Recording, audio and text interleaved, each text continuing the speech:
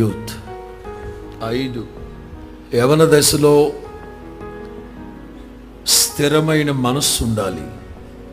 Tenacity of the youth. 6 trust of the youth.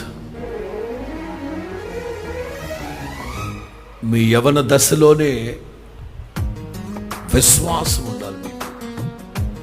Last one and final one, task and target of the youth.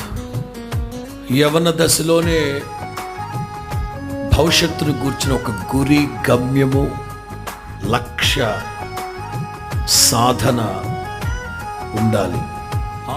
నిర్గమాకాండం 33:11, అతని పరిచారకుడును